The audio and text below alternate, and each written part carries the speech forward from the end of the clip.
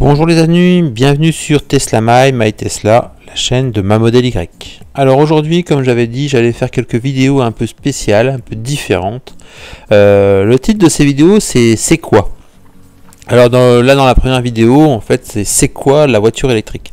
Donc petite vidéo assez simple expliquant le principe de la voiture électrique, vidéo un peu plus courte qui vous permet de comprendre un peu ce qu'est la voiture électrique. Il y aura du c'est quoi les batteries, c'est quoi les recharges.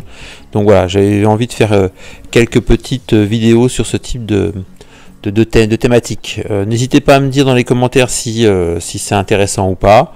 N'hésitez pas à vous abonner aussi, hein. Il y a encore beaucoup de personnes qui ne sont pas abonnées, qui viennent me voir, c'est très bien, merci beaucoup.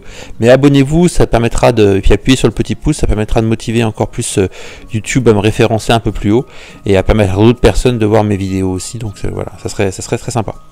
Donc voilà, aujourd'hui ça va être c'est quoi la voiture électrique. Allez, je vous dis à bientôt.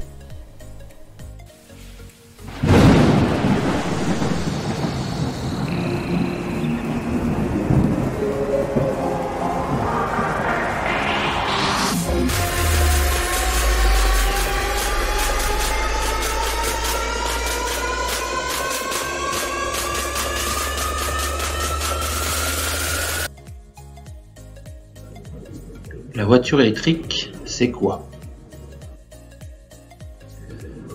Donc voici le schéma d'une voiture électrique qui est toujours composée de la même chose. Nous allons revenir dessus. 4 composants principaux. Premier composant, ça va être le chargeur. Second composant, on va parler des moteurs. On va aussi parler des batteries et du module de puissance. Alors, en ce qui s'agit des moteurs, le ou les moteurs d'ailleurs. Donc tout véhicule électrique, comme un véhicule thermique, a besoin de se mouvoir.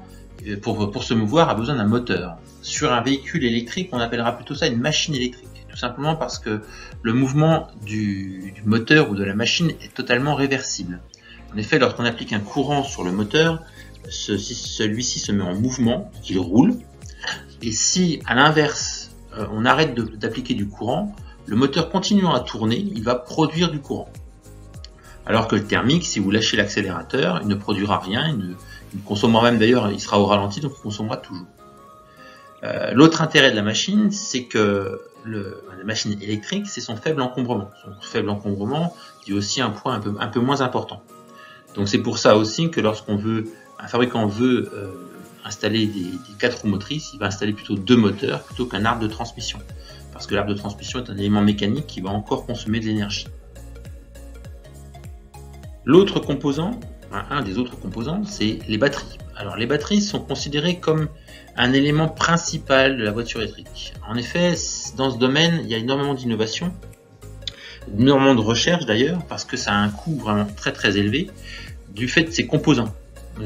C'est composé souvent de lithium, de cobalt, de fer, de phosphate, de cadmium, d'autres composants aussi qui sont des éléments assez chers. Alors pour certains appelés des terres rares, on reviendra, je vais vous faire aussi un petit brief sur les batteries et je vous expliquerai que les terres rares ne sont pas vraiment des terres et ne sont pas vraiment rares non plus. Ce sont donc des éléments assez chers et c'est aussi la batterie la partie la plus lourde du véhicule. La capacité de la batterie permet de connaître aussi son autonomie. Donc, plus la capacité de la batterie est importante, plus le véhicule va avoir une distance entre 2 charges importante. Une chose importante aussi à savoir, c'est que maintenant, depuis quelques années, donc là on est en juillet 2022, il y a 2 technologies. Il y a la technologie 400 volts et la technologie 800 volts. Alors 400 volts parce qu'en fait, le courant que vous allez avoir à la maison, qui est un courant alternatif, est en 380-400 volts. La technologie 800 volts, elle est plus spécifique, c'est plutôt fait par Porsche, Hyundai et Kia qui font ça. Ça va aider à la recharge de la batterie, la recharge va être un peu plus rapide. Voilà. Ce qui est important aussi sur les batteries, c'est la partie de refroidissement. Il y a une corrélation entre le fait de pouvoir maintenir la batterie froide pour pouvoir partiellement froide et la recharge rapide. Ça c'est un élément aussi important, le refroidissement. Autre élément important, composant important de la voiture électrique, c'est la partie recharge, la partie chargeur. Alors le chargeur a plusieurs fonctions. On va l'utiliser bien sûr pour recharger le véhicule. Donc son travail va être de transformer le courant alternatif en courant continu. Le courant alternatif, c'est ce qu'on va avoir sur une prise de courant, c'est ce qu'on va avoir même dans les lignes électriques extérieures, c'est un courant alternatif. Je ne vais pas vous faire de cours là-dessus, il y a très bien d'autres sites qui peuvent vous l'expliquer. Et donc ce chargeur va convertir ce courant alternatif en courant continu, qui est un courant qui va pouvoir être stocké dans les batteries. Voilà. L'autre élément important du chargeur, c'est que lorsqu'il fait ce changement, il va s'échauffer. Et la capacité de résistance à l'échauffement que peut avoir ce chargeur va permettre de connaître sa puissance de recharge. Il y a certains chargeurs qui ne vont pas permettre d'aller au-delà de 100, d'autres qui vont aller beaucoup plus haut. Il a aussi cette fonction pour les véhicules qui sont équipés en 800 volts de convertir le 400 volts du courant alternatif en 800 volts continu. Donc ça, c'est encore un élément principal que le chargeur a comme fonction. Le quatrième élément, c'est le module de puissance. Alors celui-ci, c'est un peu le chef d'orchestre. C'est un peu celui-là qui va pouvoir faire fonctionner un peu tout le monde. Donc il va s'occuper de gérer la charge et la décharge des batteries, donc le système de régénération des batteries. Pendant la phase de décélération, la batterie va se régénérer. Dans la phase d'accélération, les batteries vont perdre de l'énergie. Il va aussi servir à faire la synchronisation entre les différents moteurs, s'il y a plusieurs moteurs. Souvent, quand vous avez, donc ça s'appelle des dual moteurs chez Tesla, vous avez un moteur à l'avant sur le train avant, un moteur à l'arrière. Il y a même des véhicules qui ont un moteur à l'avant et 2 moteurs à l'arrière. Et il y en a qui peuvent être même 4 moteurs séparés. Ça, c'est vraiment des véhicules hyper puissants, c'est vraiment des véhicules de sport. Mais bon, cet élément-là, le module de puissance, c'est vraiment un élément aussi primordial au niveau du véhicule électrique et ce qui permet aussi de générer son efficience. Voilà, j'espère que cette vidéo assez courte vous a plu sur vraiment ce que c'était que le véhicule électrique. D'autres vidéos vont venir certainement sur la partie des batteries aussi. On va essayer de voir ça aussi, faire un petit bilan rapide. C'est vrai que ça change un petit peu de ce que je fais habituellement. Et puis certainement une vidéo aussi sur les recharges, les types de recharge et les câbles qui existent. Je voulais aussi profiter de cette vidéo pour remercier un peu tout le monde.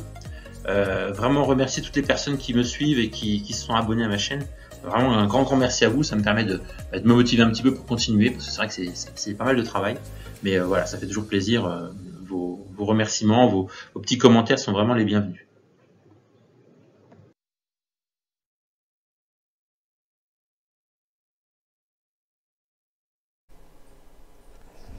Eh bien, j'espère que cette vidéo vous a appris quelque chose. Voilà, vidéo simple, hein, comme je vous disais, pas rien de bien compliqué, juste un petit c'est quoi.